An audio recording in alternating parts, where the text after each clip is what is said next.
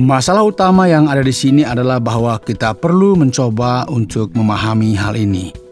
Kitab Wahyu adalah kitab yang sangat sulit untuk dipahami, penuh dengan gambaran-gambaran dan simbol-simbol, dan menggunakan sebuah bentuk literatur yang rumit. Saudara pendengar, bersama dengan saya, Oti Priambodo dalam program Jalan 66. Senang sekali karena bisa mempersembahkan program yang memberikan pengetahuan Alkitabiah dan menyuguhkan kepada kita jalan keselamatan. Guru kita yaitu Pak Yohanes akan menjelaskan Wahyu pasal yang ke-10 dan juga pasal yang ke-11 dengan tema tidak perlu ditunda lagi. Nubuatan sedang digenapi, dan gulungan aneh apakah yang kita dapat temukan dalam firman Tuhan? Apa arti dari 1260 hari sebagaimana yang disebutkan di sini? Dan siapakah yang akan menjadi dua saksi yang mati dan kemudian dibangkitkan di jalan raya kota besar ini? Inilah yang akan kita cari tahu dalam kesempatan kita belajar dari Wahyu pasal yang ke-10 dan yang ke-11. Shalom saudaraku yang dikasihi oleh Tuhan, kita senang karena masih diberikan kesempatan oleh Tuhan untuk kita belajar kebenaran firman Tuhan. Dan kali ini kita akan bersama-sama belajar dari Wahyu pasal 10 dan 11. Silakan persiapkan Alkitab Anda dan kita akan belajar dan semoga kita diberkati oleh Tuhan. Saudaraku, kita mempelajari dua pasal yang rumit, di mana kita akan menemukan banyak sekali pendapat ketika kita menerjemahkan perkataan Yohanes dalam bagian ini. Kita akan mulai dari pasal 10, dan demikian bunyi firman Tuhan.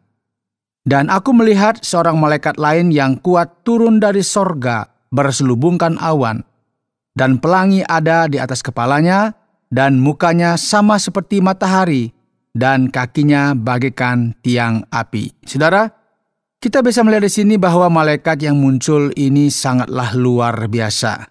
Kemudian kita juga melihat pelangi yang mengingatkan kita kepada janji yang Allah telah buat kepada siapa? Masih ingat? Ya, benar, Nuh. Yang kalau kita baca ada di dalam kitab Kejadian. Dan pelangi ini merupakan simbol dari janji Allah yang diberikan kepada kita. Jadi gagasan yang ada di sini adalah mengenai janji. Saudara, menarik sekali bagi kita perhatikan bahwa banyak sekali gambaran yang dipergunakan dalam kitab Wahyu. Ini merujuk kepada kitab Kejadian dan terkadang kitab Keluaran juga. Kita sambung lagi. Dalam tangannya ia memegang sebuah gulungan kitab kecil yang terbuka, yang menginjakkan kaki kanannya di atas laut dan kaki kirinya di atas bumi. Dan ia berseru dengan suara nyaring sama seperti singa yang mengaum. Ini menyatakan penting sekali pesan yang kita baru dengar, dan gulungan yang ada di sini adalah gulungan yang berbeda dari gulungan pertama yang dibubuhi meterai, masih ingat ya? Dan yang kemudian dibuka oleh sang anak domba, sebagaimana yang sudah kita baca dan pelajari di awal kitab Wahyu. Kita sambung lagi saudara. Dan sesudah itu ia berseru, ketujuh guru itu memperdengarkan suaranya. Dan sesudah ketujuh guru itu selesai berbicara, aku mau menuliskannya, tetapi aku mendengar suatu suara dari sorga berkata, meteraikanlah apa yang dikatakan oleh ketujuh guru itu, dan janganlah engkau menuliskannya. Ya, ini semacam misteri saudara, yang merupakan sesuatu yang umum dalam nuansa apokalips, yang hanya dinyatakan bagi yang menerima pesan tersebut, dan ini adalah sebuah rahasia. Kitab Wahyu ditandai dengan rahasia-rahasia dan wahyu-wahyunya. Kita sambung lagi saudara. Dan malaikat yang kulihat berdiri di atas laut dan di atas bumi, mengangkat tangan kanannya ke langit, dan ia bersumpah demi Dia yang hidup sampai selama-lamanya, yang telah menciptakan langit dan segala isinya, dan bumi dan segala isinya, dan laut dan segala isinya, katanya, tidak akan ada penundaan lagi. Ya, saudara, firman Tuhan jelas sekali. Penghakiman akan datang. Tidak ada penundaan. Oleh sebab itu, penting sekali bagi kita mempersiapkan masa yang akan datang. Kita sambung lagi, saudara, tetapi pada waktu bunyi sangkakala dari malaikat yang ketujuh, yaitu apabila ia meniup sangkakalanya, maka akan genaplah keputusan rahasia Allah, seperti yang telah ia beritakan kepada hamba-hambanya, yaitu para nabi.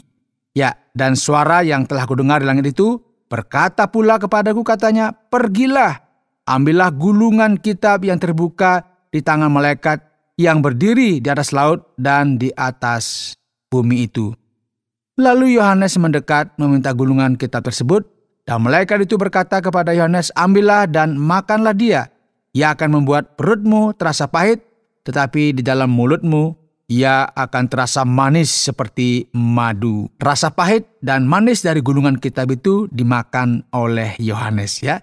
Di sini kita kembali mendapatkan peneguhan dari panggilan Yohanes untuk membawa pesan dari kitab ini yang bisa saja merupakan referensi dari isi kitab Wahyu dari titik ini, dari pasal 12 dan selanjutnya. Dan pesan ini adalah pesan ilahi, sehingga rasanya manis bagikan madu, namun karena ini juga merupakan pesan penghakiman, maka pesan ini juga merupakan pesan yang pahit. Jadi Yohanes memakan gulungan kitab kecil ini, dan ketika ia memakannya rasanya manis seperti madu, namun ketika ia menelannya rasanya pahit, dan firman Tuhan menuliskan lagi, engkau harus bernubuat lagi kepada banyak bangsa dan kaum dan bahasa dan raja. Ya, karena penghakiman akan dinyatakan di dunia, kitab Wahyu memberikan sebuah fokus yang bersifat universal. Dan jika kita membaca bagian selanjutnya, kemudian diberikanlah kepadaku sebatang buluh, seperti tongkat pengukur rupanya, dengan kata-kata yang berikut. Bangunlah dan ukurlah bait suci Allah dan mezbah dan mereka yang beribadah di dalamnya. Tetapi kecualikan pelataran bait suci yang di sebelah luar, janganlah engkau mengukurnya, karena ia telah diberikan kepada bangsa-bangsa lain. Saudara, menarik sekali bagaimana pada zaman itu ketika Yohanes menuliskan hal ini. Kota Yerusalem telah dihancurkan. Bait Allah tidak seperti yang semula lagi, namun ia tetap memiliki penglihatan seperti ini. Mungkin sekali bahwa hal ini mempresentasikan umat Allah.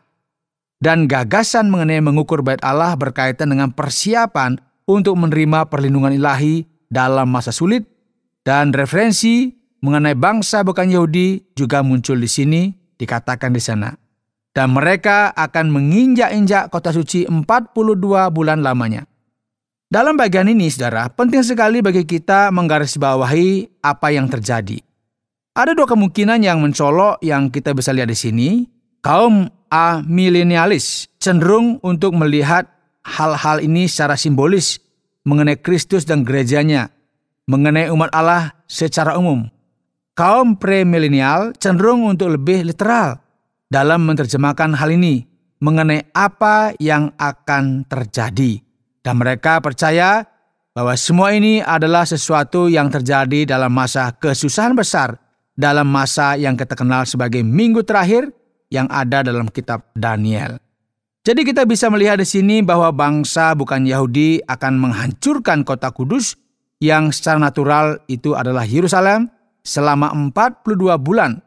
Dan secara praktis ini adalah 3,5 tahun yang sama dengan separuh waktu dari minggu kitab Daniel. Jadi kita bisa melihat di sini ada dua saksi yang akan bernubuat dan mereka akan berpakaian kabung. Dan sekali lagi 1262 hari sama dengan 42 bulan yang adalah 3,5 tahun. Mereka adalah kedua pohon zaitun dan kedua kaki dian yang berdiri di hadapan Tuhan semesta alam. Jadi jikalau ada orang yang hendak menyakiti mereka, keluarlah api dari mulut mereka menghanguskan semua musuh mereka. Dan jikalau ada orang yang hendak menyakiti mereka, maka orang itu harus mati secara itu. Mereka mempunyai kuasa menutup langit, supaya jangan turun hujan selama mereka bernubuat. Dan mereka mempunyai kuasa atas segala air untuk mengubah menjadi darah, dan untuk memukul bumi dengan segala jenis malapetaka. Setiap kali mereka menghendakinya. Sekarang segala hal ini berkaitan dengan dua saksi, tentu ini lebih rumit. Kebanyakan ahli memahami hal ini sebagai sebuah referensi bukan referensi secara literal. Sebuah referensi yang umum terkait dengan gereja itu sendiri, jika didasarkan kepada bahasa yang dipakai di sini, saudara. Cara untuk kita memahami apa yang terjadi di sini adalah dengan mengidentifikasikan gereja yang menderita dalam masa sulit atau dalam masa penganiayaan. Nah, 2 pohon zaitun dan 2 kaki dian merupakan referensi yang dapat kita temukan dalam kitab Zakaria yang berbicara mengenai Yesua dan Zerubabel. Namun hal ini tidak diterjemahkan secara literal. Namun demikian, saudara, kelompok literalis ini memiliki sebuah cara pandang yang memahami bahwa memang ada 2 saksi. Jadi kita mari perhatikan ya, apakah Musa dan Elia dibangkitkan.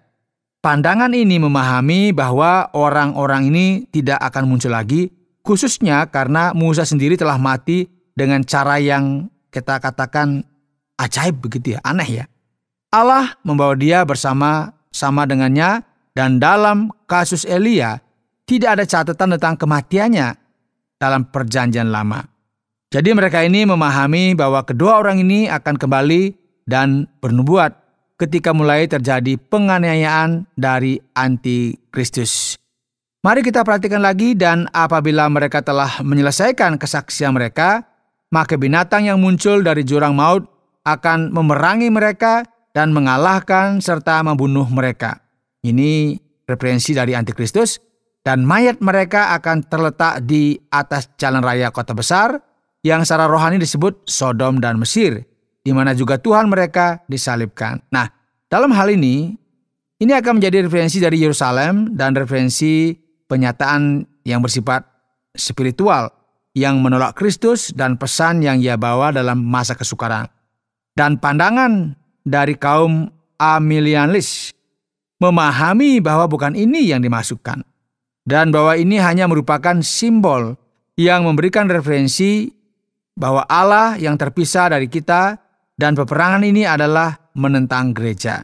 Dan orang-orang dari segala bangsa dan suku dan bahasa dan kaum melihat mayat mereka 3,5 hari lamanya, dan orang-orang itu tidak memperbolehkan mayat mereka dikuburkan.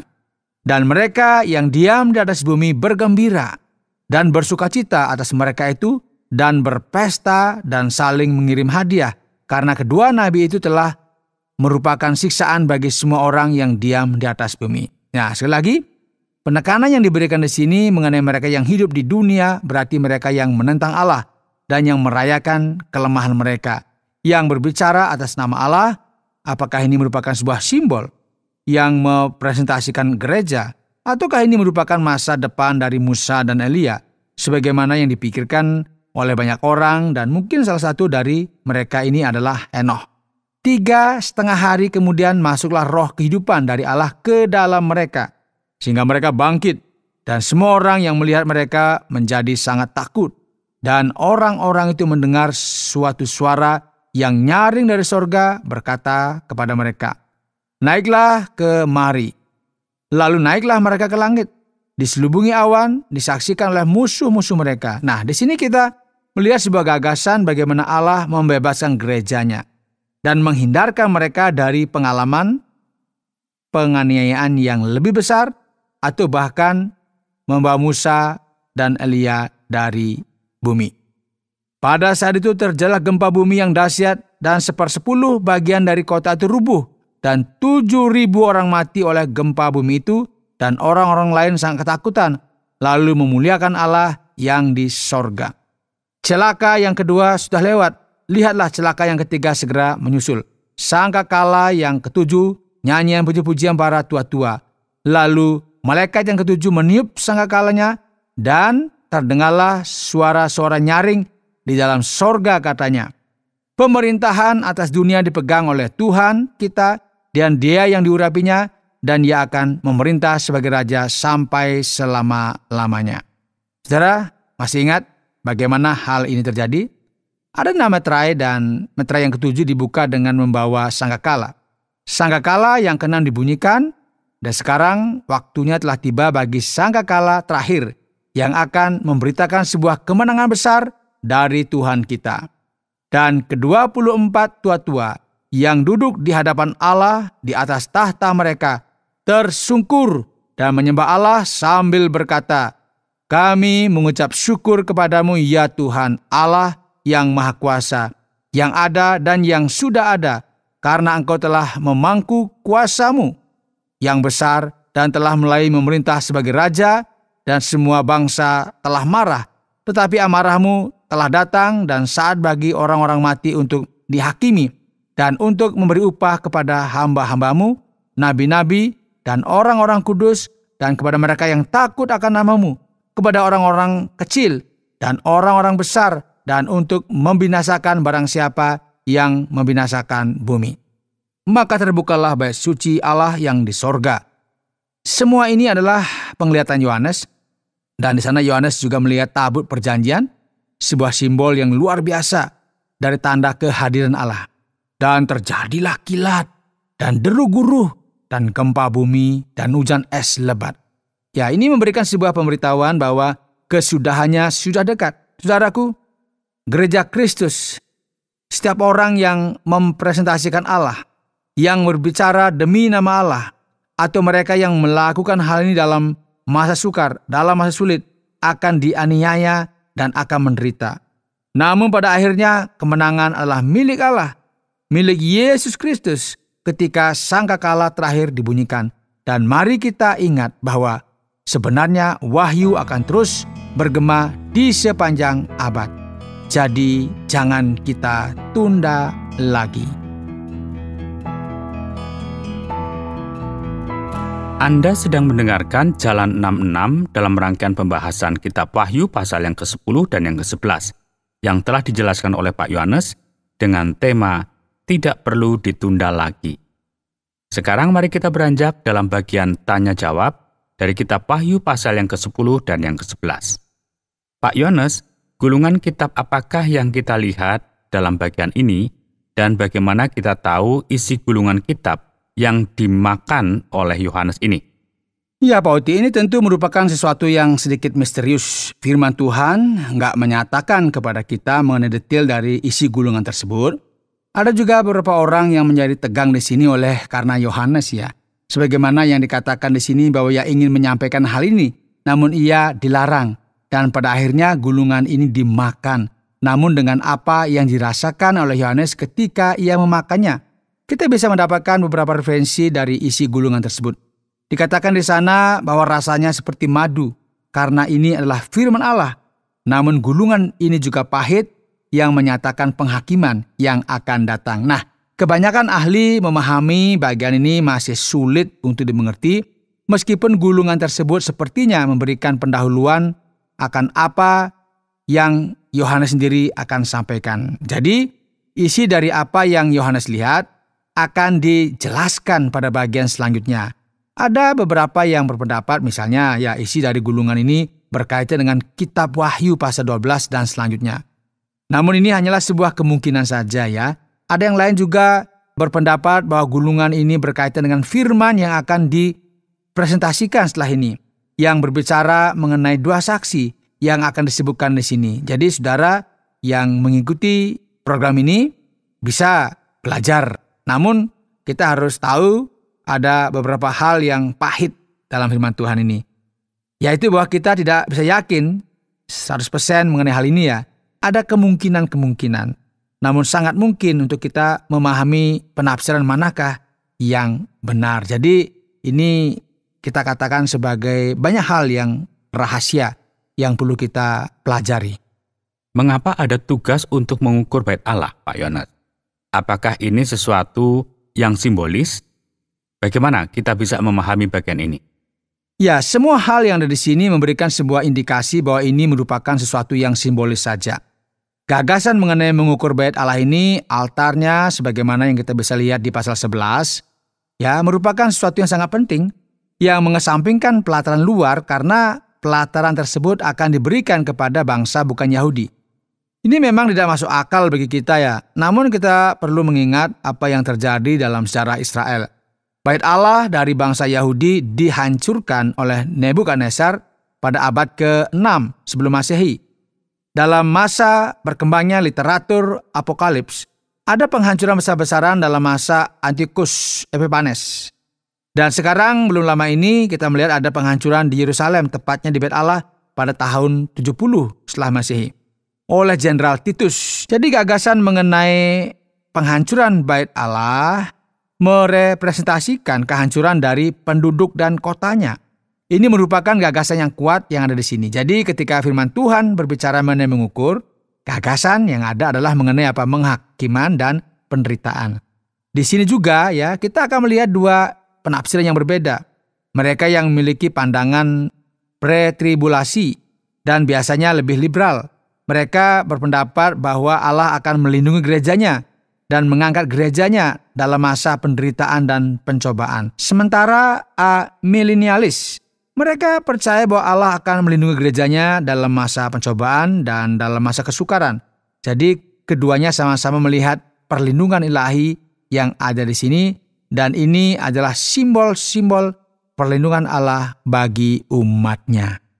Berikutnya Pak Yohanes, mengapa ada perbedaan yang sangat mencolok antara interpretasi satu dan lainnya dalam pasal ini, berdasarkan pada posisi eskatologis untuk memahami dalam kitab Wahyu ini, Pak?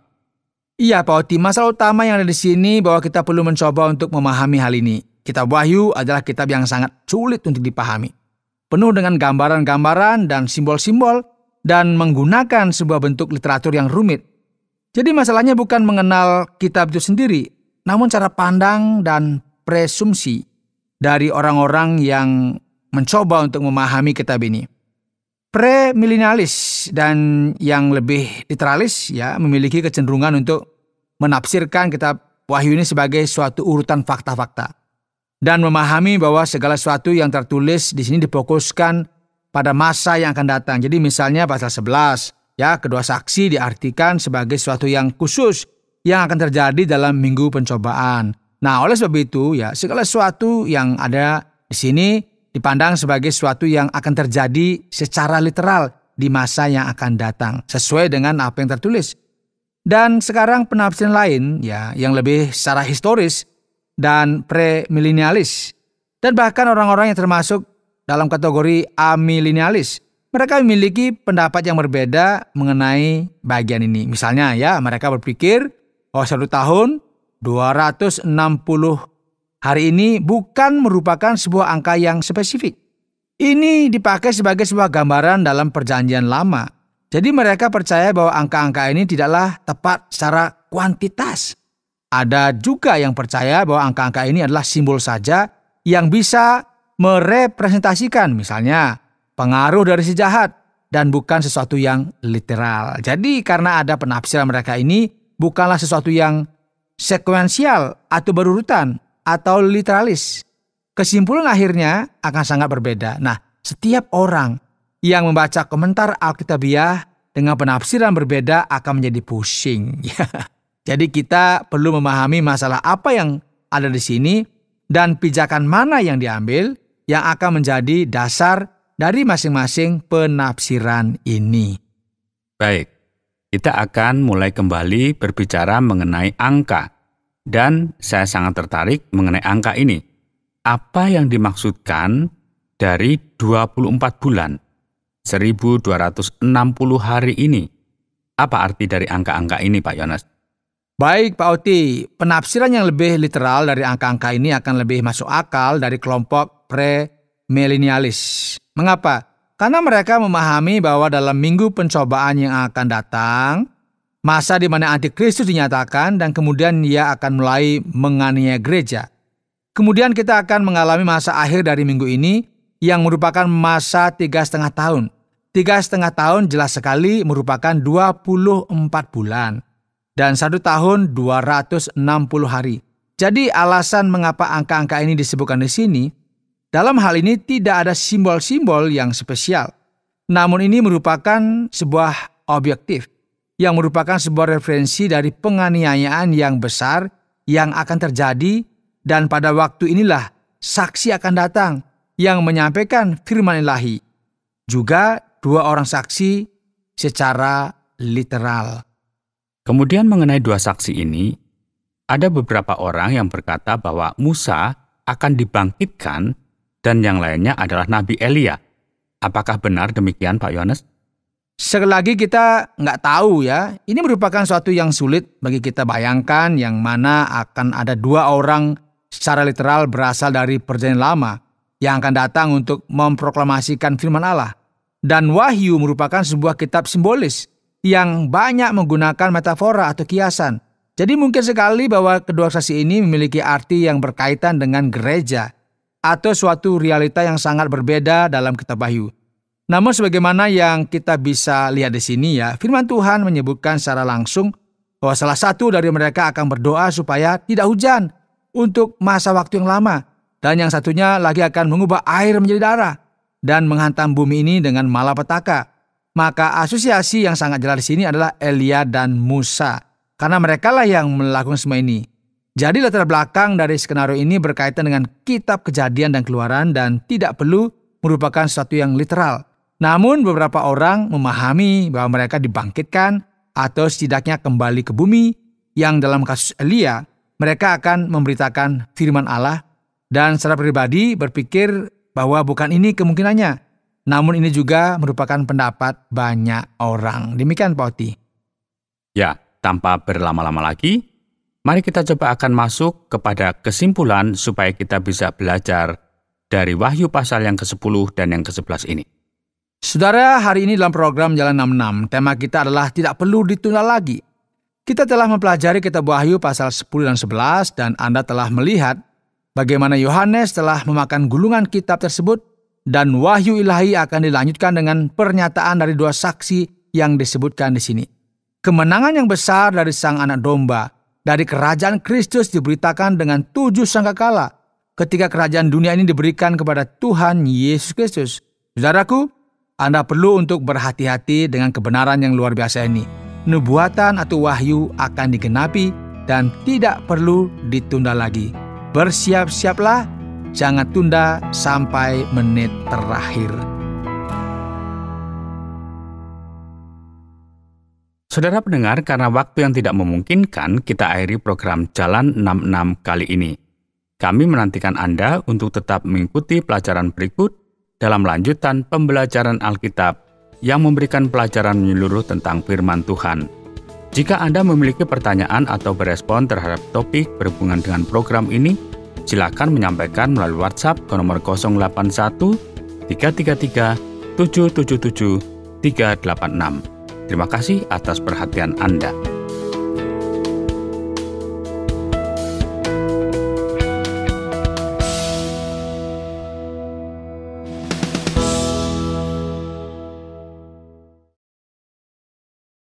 Terima kasih Anda sudah mengikuti program kami. Jika Anda diberkati, jangan lupa like, komen, dan share supaya Anda tidak ketinggalan setiap program terbaru kami.